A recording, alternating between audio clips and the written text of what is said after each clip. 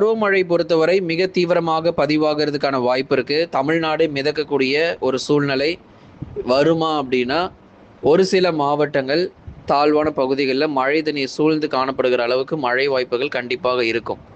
இரவு நேரங்கள், நள்ளிரவு நேரங்களில் விடிய விடிய கனமழைக்கான வாய்ப்பும் இனிமே நம்ம எதிர்பார்க்கலாம். பொதுவாக மாலை நேரங்களில் பெரிதளவில் மழை தீவிரம் இருக்காது. ஏதோ ஒரு 2-3 மாவட்டங்களில் மட்டும்தான் ஆரம்பிக்கும். ஆனால் இரவு மற்றும் நள்ளிரவு நேரத்தில் ஒரு 20லிருந்து 22 மாவட்டங்கள் வரைக்கும் பலத்த மழை பொழிவுகள் தொடர்ச்சியாக அடுத்தடுத்து வரும் நாட்களிலும் இன்றைக்குமே கூட எதிர்பார்க்கப்படுது. நேற்றைய தினத்தில் பார்த்தோம், பல மாவட்டங்கள் தொடர்ந்து மாலை நேரங்களில் ஆரம்பித்து ஈரோடு மாவட்டம், வடக்கு பகுதிகள், அந்தியூர் மற்றும் அதன் சுற்றுவட்டார பகுதிகள் மற்றும் சேலம் மாவட்டம், திருப்பூரில் ஓரிரு இடங்கள், இப்படி சில பகுதிகளில் பரவலாக மழை கிடைத்தது. நல்ல ஒரு அருமையான மழை பொழிவு. ஈரோடு வடக்கு பகுதி, அதாவது எந்தெந்த மாவட்டத்தில் மழை பெய்யும் அப்படிங்கிறத நேற்று மாலை நேர வானிலை அறிக்கையிலே உங்களுக்கு நம்ம சொல்லியிருந்தோம். அதே போலவே நிறைய இடங்களில் மழை வந்தது. இன்றைக்கு எங்கெல்லாம் மழை பெய்யும் அப்படிங்கிற மாவட்டத்தினுடைய பட்டியல் நம்ம பார்க்கலாம். நீங்கள் ஒன்றே ஒன்று பண்ணுங்கள், ஸ்க்ரீனுக்கு கீழே தெரியக்கூடிய அந்த லைக் பட்டனை கொஞ்சம் மறக்காமல் கிளிக் பண்ணுங்கள். நண்பர்கள், உறவினர்கள் தெரியப்படுத்த ஷேர் பண்ணுங்கள், அவங்களும் பார்த்து பயன்பெறட்டும். தமிழகத்தில் இன்றும் ஒரு சில மாவட்டங்களில் பரவலாக கனமழை பொறுத்தவரை தீவிரமடையும். அதாவது பெரும்பாலான மாவட்டங்களில் மிதமான மழையும், ஒரு சில மாவட்டங்களில் இன்றும் பரவலாக கனமழையானது தீவிரமடைய வாய்ப்புகள் இருக்கிறது.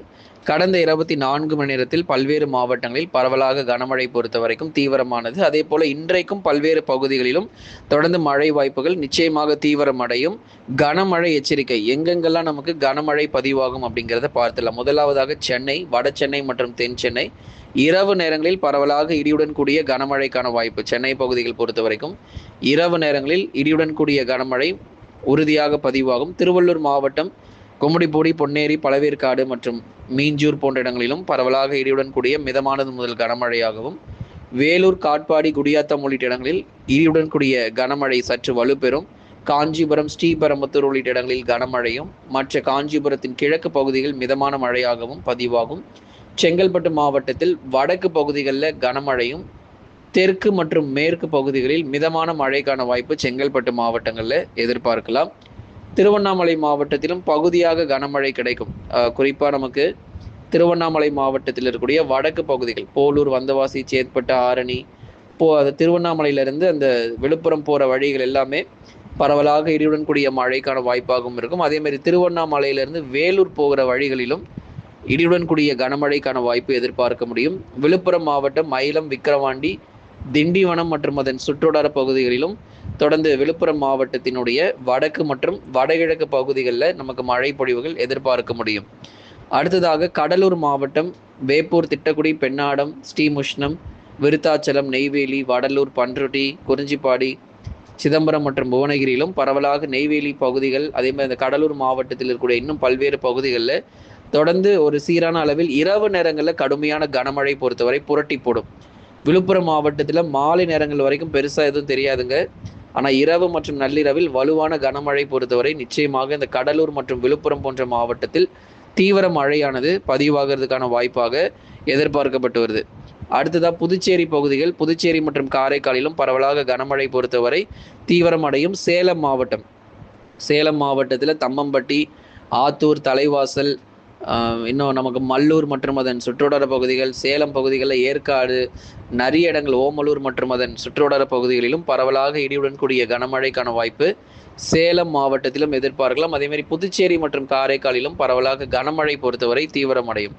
அடுத்ததாக மிதமான மழைன்னு சில மாவட்டம் இருக்குது. அதாவது ரொம்ப வலுவாக இல்லாமல் ஓரளவுக்கு சீராக பெய்யக்கூடிய பகுதிகள். ஈரோடு மாவட்டத்தில் ஒரு மிதமான மழை பொழிவு எதிர்பார்க்கலாம். நாமக்கல் மாவட்டம் ராசிபுரம், திருச்செங்கோடு பகுதிகளிலும் அவ்வப்போது விட்டு விட்டு பரவலாக கனமழை கிடைக்கும். தருமபுரி மாவட்டத்தில் பகுதியாக லேசானது முதல் மிதமான மழை, மாவட்டம் முழுவதும் இல்லாமல் தருமபுரியில் பகுதியாக அந்த லேசானது முதல் மிதமான மழையும். புதுக்கோட்டை மாவட்டம் அறந்தாங்கி, பொன்னமராவதி, இலுப்பூர் மற்றும் அதன் சுற்றுவட்டார பகுதிகள், புதுக்கோட்டையினுடைய பல்வேறு இடங்களிலும் இடிமின்னலுடன் கூடிய கனமழைக்கான வாய்ப்புகள் நிச்சயமாக எதிர்பார்க்க முடியும். தஞ்சாவூர் மாவட்டத்திலும் ஒரு சில பகுதிகளில் மழை வாய்ப்புகள் எதிர்பார்க்கலாம். தஞ்சாவூர் மாவட்டத்தில் கும்பகோணம், பாபநாசம், அதிராம்பட்டினம், முத்துப்பேட்டை மற்றும் அதன் சுற்றுவட்டார பகுதிகளிலும் பரவலாக இன்றைக்கு மழை பொழிவு கண்டிப்பாக இருக்குது. தஞ்சாவூரில் லேசானதுலேருந்து மிதமான மழை தான், ரொம்ப வலுவாக இருக்காது. பகுதியாக எங்கேயாவது ஒரு லேசானது முதல் மிதமான மழையாவது இருக்கும். திருப்பத்தூரில் ஆம்பூர், ஜோலார்பேட்டை, வாணியம்பாடி உள்ளிட்ட இடங்களில் மிதமான மழைக்கான வாய்ப்புகள் கணிசமாக எதிர்பார்க்கலாம். அடுத்ததாக ராணிப்பேட்டை, களவாய், செம்மேடு பகுதிகளில் சில இடங்களில் கனமழையும் சில இடங்களில் மிதமான மழையுமாக ராணிப்பேட்டையில் இருக்கும்.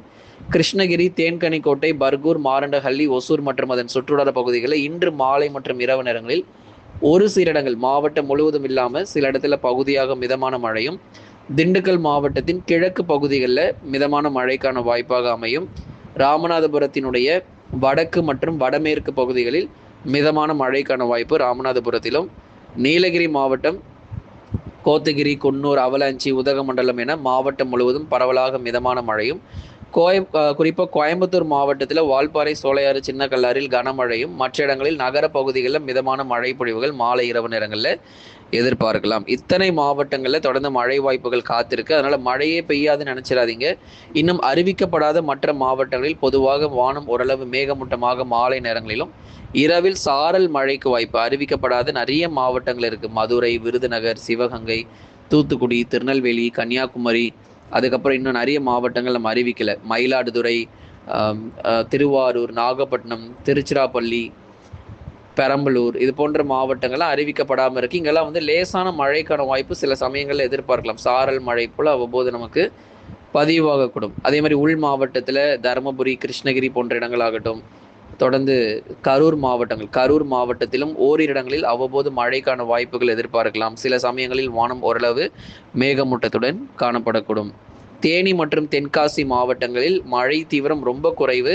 அதிகபட்சம் லேசானது முதல் மிதமான மழை மட்டுமே தேனி மற்றும் தென்காசி. ஏன்னா அடிக்கடி நிறைய கமெண்ட்ல கேட்பீங்க, அதனால தான் சொல்லிடுறோம். தேனி மற்றும் தென்காசியில் மழை தீவிரம் மிக குறைவு. லேசான அல்லது மிதமான மழை எதிர்பார்க்கலாம். மிக பற்றாக்குறையாக தென்மேற்கு பருவமழை தேனி மற்றும் தென்காசியில் அமைந்துள்ளது.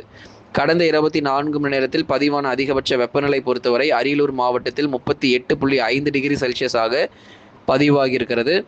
கடந்த 24 மணி நேரத்தில் பதிவான மழை அளவு பொறுத்தவரை Coimbatore 2 centimetre, Nilgiri 1 centimetre, Kallakurichi 1 centimetre, Cuddalore 1 centimetre, சென்னையில் தலா 1 சென்டிமீட்டர் மழை பொழிவு பதிவாகியிருக்கிறது. இத்தனை பகுதிகளில் கணிசமாக மழை தீவிரம் காணப்பட்டது. நேற்றைய தினங்கள், அதாவது இந்த மழை அளவு பொறுத்த வரைக்கும் குறிப்பாக சனிக்கிழமை மாலை இரவில் பெய்த மழை தான் இப்போ நம்ம சொல்லியிருக்கிறோம். ஞாயிற்றுக்கிழமை நேற்றைய தினங்களில் உங்களுக்கு பெய்த மழை பொழிவுகள் தொடர்ந்து இன்று மாலை நேரங்களில் உங்களுக்கு வெளியாகும். பார்த்து பயன்பெறுங்க. தென்மேற்கு பருவமழை பொறுத்தவரை தமிழகத்தில் சில மாவட்டங்களில் அருமையாக இருந்தாலும் சில மாவட்டங்களில் மிக மிக பெரிய பற்றாக்குறை ஏற்பட்டு விட்டு போயிருக்கு. வடகிழக்கு பருவமழை தான் அந்த தேவை எல்லாமே நமக்கு வந்து பூர்த்தி செய்யணும். அக்டோபர் இறுதியில் வடகிழக்கு பருவமழை தொடங்கி டிசம்பர் மற்றும் ஜனவரி மாதங்கள் வரைக்கும் இந்த வருஷமும் பருவமழை நீடிக்க தான் போகுது. அதனால புயல் சின்னங்கள், மழை வாய்ப்புகள் அதிக அளவில் நமக்கு காத்திருக்கிறது. தமிழகத்தில் எந்த அளவுக்கு எந்தெந்த மாவட்டங்கள் மிக குறைவான மழை கிடைத்ததோ நவம்பரில் கூடுதல் மழை பொழிவுகள் கண்டிப்பாக கிடைக்கும். நண்பர்களே, லைக் பண்ணுங்க, மறக்காம சப்ஸ்கிரைப் பண்ணி தொடர்ந்து சப்போர்ட் பண்ணி பாருங்க.